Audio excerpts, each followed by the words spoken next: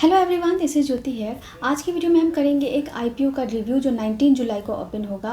तो ये कंपनी है सेंस्टार लिमिटेड। तो इस वीडियो में हम कंपनी के बिजनेस मॉडल है, इसके फाइनेंशियल्स को समझेंगे, आईपीओ लाने के पीछे क्या ऑब्जेक्टिव है, आईपीओ की क्या डिटेल्स हैं, ग्रे मार्केट प्रीमियम क्या चल रहा है, किस तरीके के लिस्टिंग बेनिफिट हो सकते हैं, इन सभी चीज़ों के बारे में बात करेंगे और लास्ट में देखेंगे कि क्या इस आईपीओ में अप्लाई करना सही रहेगा या नहीं। तो वीडियो को कंप्लीट देखिए, आपके लिए इन्फॉर्मेटिव हो सकता है। अगर आप भी चाहते हैं कि आपको आईपीओ में अलॉटमेंट के चांसेस बढ़ें तो आप ज़्यादा से ज़्यादा डीमैट अकाउंट से आईपीओ के लिए अप्लाई करें तो आपके अलॉटमेंट के चांसेस वहाँ पे बढ़ जाएंगे। तो अगर आप अपने किसी फैमिली मेम्बर, फ्रेंड या अपना डीमैट अकाउंट ओपन कराना चाहते हैं तो उसकी लिंक हमारे डिस्क्रिप्शन बॉक्स में है, आप वहाँ से जाके चेक कर सकते हैं। तो अब चलिए सबसे पहले हम कंपनी के बिजनेस मॉडल को समझ लेते हैं। ये इंडिया की 5th लार्जेस्ट मैन्युफैक्चरर है of corn based specialised products and ingredients की। तो जैसे dried glucose, liquid glucose, corn starch, gluten, fibre, इन तरीके के प्रोडक्ट्स की ये मैन्युफैक्चरिंग करती है। 1982 में ये कंपनी इनकॉर्पोरेट हुई थी और बेसिकली थ्री डिफरेंट सेगमेंट्स में इनका जो है वो काम डिस्ट्रीब्यूटेड है, जिसमें से पहला है प्लांट बेस्ड प्रोडक्ट्स, दूसरा है पेट इंग्रेडिएंट्स और तीसरा है इंडस्ट्रियल एप्लीकेशंस में यूज़ होने वाले जो प्रोडक्ट्स होते हैं उनकी ये मैन्युफैक्चरिंग करती है। तो पहला जो फूड आइटम वाले प्रोडक्ट हैं, प्लांट बेस्ड प्रोडक्ट्स जो हैं, इसके अंदर आ जाते हैं इंग्रेडिएंट्स हैं, स्वीटनर्स, स्टेबलाइजर्स हैं, थिकनर्स हैं, एडिटिव्स हैं जो पास्ता या फिर केचप वगैरह में यूज़ किए जाते हैं, उनकी ये मैन्युफैक्चरिंग करती है। दूसरा जो पेट फूड है, पेट फूड में जो न्यूट्रिशनल सप्लीमेंट्स होते हैं उनकी मैन्युफैक्चरिंग करती है। और तीसरा इंडस्ट्रियल एप्लीकेशंस में यूज़ होने वाले जैसे कोटिंग एजेंट हैं, रिफाइनिंग एजेंट्स हैं, तो इन सब तरीक़ों के प्रोडक्ट्स की कंपनी मैन्युफैक्चरिंग करती है। इनके दो मैन्युफैक्चरिंग फैसिलिटीज़ हैं, जो एक है ढूले महाराष्ट्र में और दूसरा है कच्छ गुजरात में। तो ये कंपनी का पूरा बिजनेस मॉडल है। अब हम इसके फाइनेंशियल्स की अगर बात करें तो कंपनी के फाइनेंशियल्स जो हैं वो अच्छे दिख रहे हैं, जहाँ पे कंपनी का असेट वो लास्ट 3 ईयर से हमें ग्रोइंग देखने को मिल रहा है। कंपनी के रेवेन्यू में अगर बात करें तो यहाँ पे कंपनी का रेवेन्यू जो है वो इस साल कम हुआ है, जहाँ पे ये मार्च 2022 में 504 करोड़ का था। फिर उसके बाद मार्च 23 में इसमें काफ़ी अच्छी ग्रोथ देखने को मिली, लेकिन इस साल अगर देखें तो पिछले 1 साल में इसके रेवेन्यू में हमें फॉल देखने को मिला है।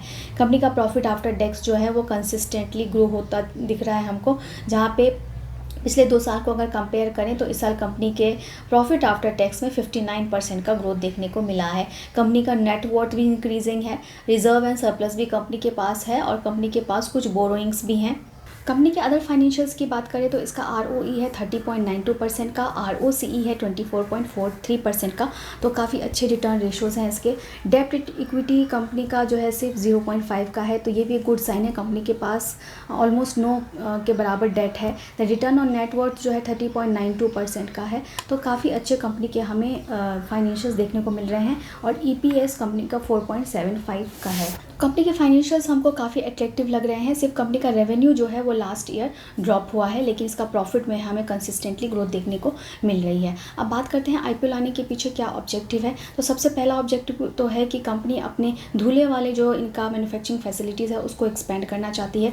थोड़ा बहुत जो कंपनी के पास लोन है उसको पे करना चाहती है और अदर कॉर्पोरेट पर्पसेस के लिए कंपनी को यहाँ पे फाइनेंस की ज़रूरत है, इसलिए कंपनी आईपीओ लेके आ रही है। अब आईपीओ की डिटेल्स की बात कर लेते हैं। तो 19 जुलाई को ये ओपन होने वाला है और ये क्लोज हो जाएगा 23 जुलाई को।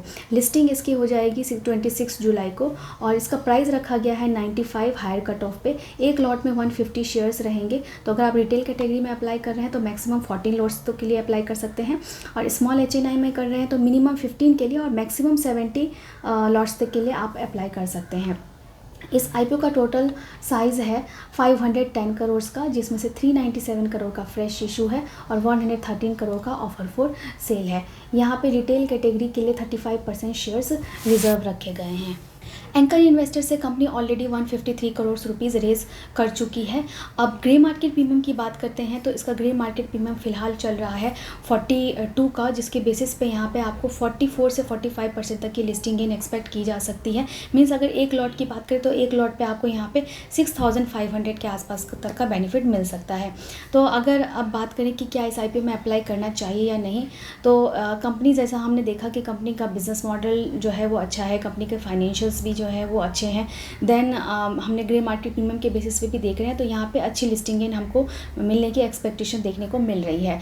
तो इस आईपीओ के लिए ऑफकोर्स आप जो है जितने डीमैट अकाउंट से हो सकता है आप अप्लाई कर सकते हैं, तो यहाँ पे आपको अच्छा बेनिफिट मिल सकता है। तो इस आईपीओ में अप्लाई कर सकते हैं आप। अगर ये वीडियो आपको अच्छा लगा है, इन्फॉर्मेटिव लगा है तो इसको लाइक करिए, और अगर कुछ डाउट है तो आप मुझे कमेंट करके पूछ सकते हैं। Thank you.